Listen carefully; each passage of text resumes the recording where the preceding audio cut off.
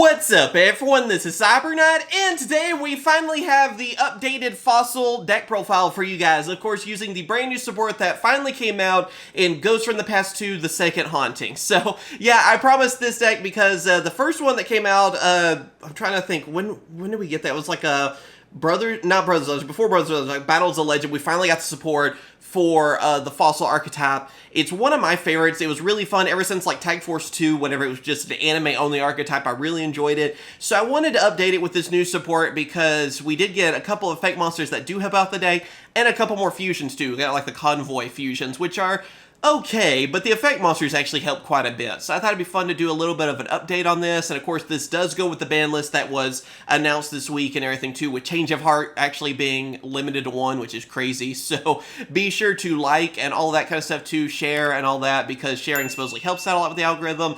And also too, my deck profiles don't always do the best, and if you guys want me to do more of these, yeah, like them and share them and stuff too, because I want them to do better so I could do a little bit more variety on my channel. So hopefully it does, and I can start doing more deck profiles. And if you have any requests on that stuff too, let me know down in those comments below. But anyway, let's go on ahead and get into this. Alright, so starting us off, I am running 2 of Flint Cragger. This is one of the brand new cards, of course, from Ghost of the Past 2. Basically, it's just a good searcher. I mean, really, this card just helps us get our Fossil Fusion. I mean, that is the main card of the deck. That's how we do everything, and you can recycle and keep getting it back just over and over and over in the deck so easily. This being like another way to get it even easier is nice. It can do a little bit of effect damage too, which I kind of like, because if you are going to get someone and you have to deal with things like time limits and stuff, it's kind of cool to have an effect monster that you can just get rid of and do 500 damage instantly. Then also we have 3 of Weathering Soldier. This is the older one, of course. It is, again, just another way to get your Fossil Fusions. You want to send it basically from the deck to the graveyard easily, get your Fossil Fusion out there. Also, it's a pretty strong boy, so there you go. Also one of Shell Knight. Shell Knight helps out a little bit. It's one of our newer fake monsters. I mean, yeah, he's another one of those rock monsters. It's easy to get out there, has pretty good defense and stuff too, and does a little bit of that burn damage and stuff too. So he just kind of helps you set up even more. Then, of course, too, being a rock archetype, I am actually using the Emancipators, and they're a lot cheaper now too. So I am running 3 of Emancipator Analyzer, 3 of Emancipator Seeker, and then 3 of Emancipator Researcher. Again, all of these are much cheaper. I want to say they're like just a few dollars each. I'm trying to show that there's 3 of each, basically. Yeah, basically, these guys are just easy to bring out. You know, they all have their own little ways of special summoning. Analyzers, mainly, if your opponent already has a monster, you can easily bring it out, and of course, it's a level 4, so it helps with that kind of stuff, too. Of course, Seeker, I believe, is the one that you already have to have another Emancipator so that you can special summon him. And Researcher is the one where you just need a rock monster. Basically, they help you. You excavate the top 5 cards, and you can special summon more of your rock monsters. And with that, too, you go for some easy Synchro summons for their Emancipator Synchros, which is, again, they're much cheaper now, too.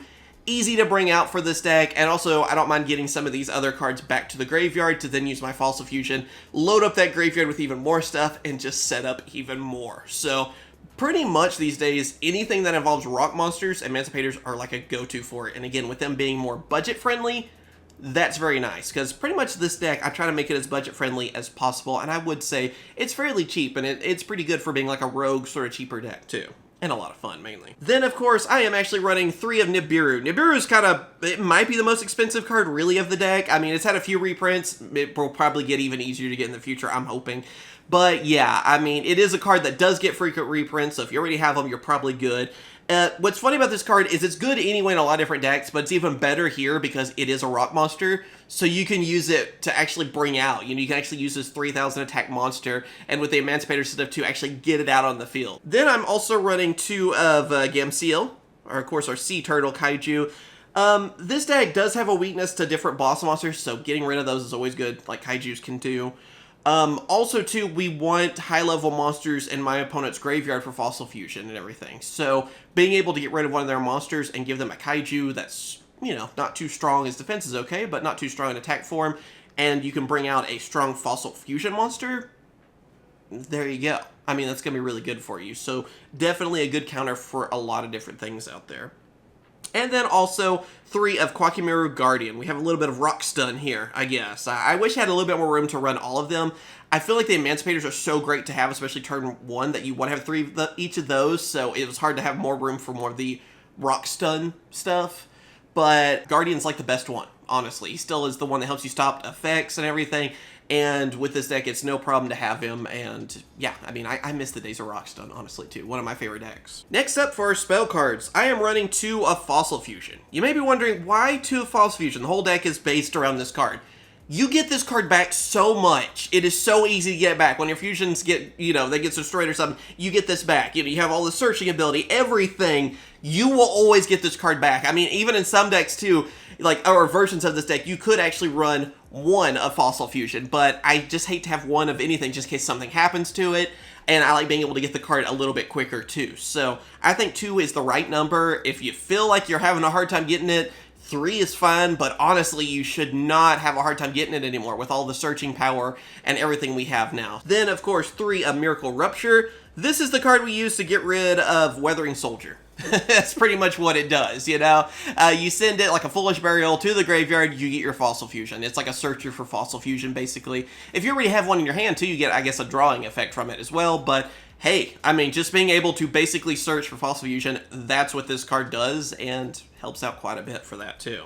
Also, 1 of Time Stream. Time Stream is basically like your level up, really, for your Fossil Fusion monsters. It's like, okay, you have one of the weaker ones, use that, it levels it up to one of the strong ones, or ranks up even, if you want to think of it like that. It's basically a way of getting your stronger ones out a little easier, but again, really, it's not that tough to do. That's why you only really need 1, and with all the searching stuff you have too, again, you get this card easily. It is no problem for you. And also 1 of Specimen Inspection. This card's kind of the same way, where you really only need 1 of them. What's nice about it is that it's basically a way to get your opponent to get rid of 1 of their monsters. You have to declare a type and all that, but if you know something that they really need or is important to them, you can get rid of it. That's nice. But also, too, it helps you set up, again, for Fossil Fusion. Being able to do that, you can make sure what they have in their graveyard, make sure it's like a high-level monster, so then you can go for a high-level fusion monster, in turns. So it's great for that. It just kind of helps you set up a little situational. That's why 1 is really all you need.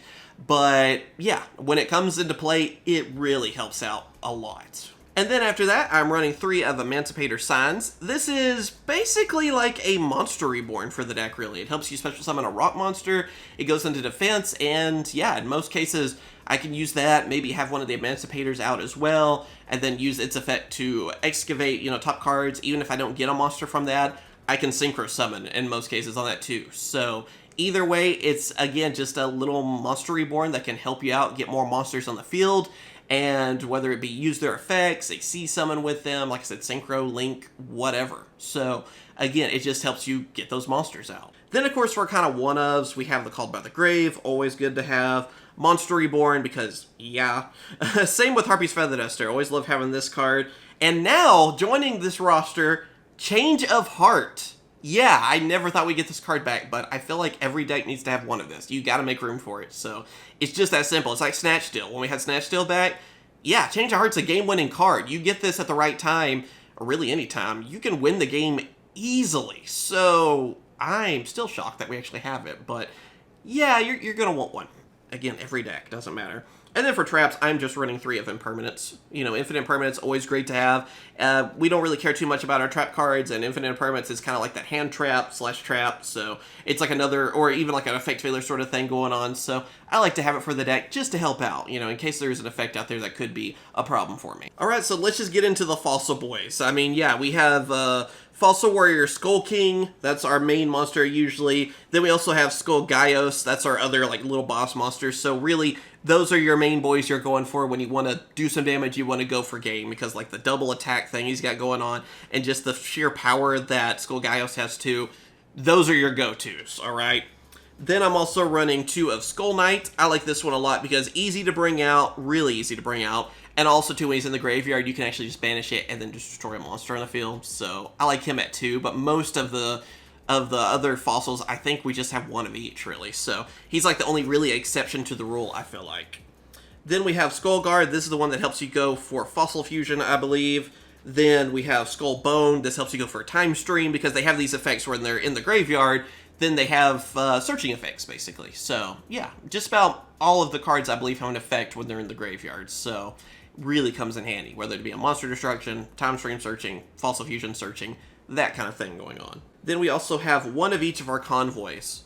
So, the convoys are pretty decent. I don't feel like they're anything insane. Like, they're good to have on certain occasions, and depending on what you're going against, they can be a little situational, but they can be really good.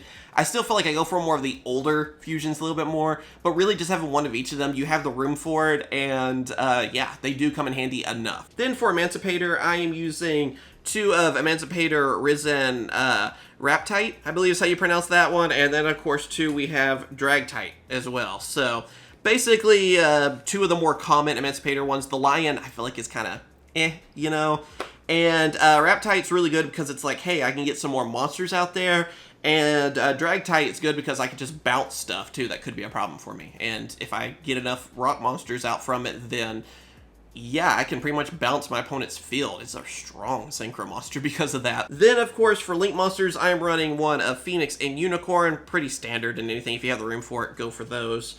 And then one of Gallant Granite, because we do have a little bit extra room. It is a good rank 4 Xyz monster for rock archetypes. So yeah, there you go. That is my fossil deck profile. Of course, I hope you guys have enjoyed. Again, this is more of a rogue for fun deck, I would say, because fossils, they're good, and I do really enjoy playing them, but I don't think you're going to see them being tier 1, unfortunately. I would love it, but you're not going to see it. They don't have that kind of same power that the Branded got, for example, or Despa or something, you know, the other fusion archetypes that we see out there. But the deck is still a lot of fun to play. If you're a fan of GX like me, a fan of like Tag Force, and always wanted these to be printed, and now that they are, and we even got more support for them, it makes me excited. You know, I really like this anime archetype, and I thought it was a lot of fun, and they're still a lot of fun now that they're actually printed and everything too. So I hope you guys have enjoyed. Be sure to like and subscribe. You guys want to see more deck profiles? Let me know what you would like to see in the future too. I mean, we have the new ban list and plenty of new cards that have been coming out. And of course I will. Catch you guys later. See ya.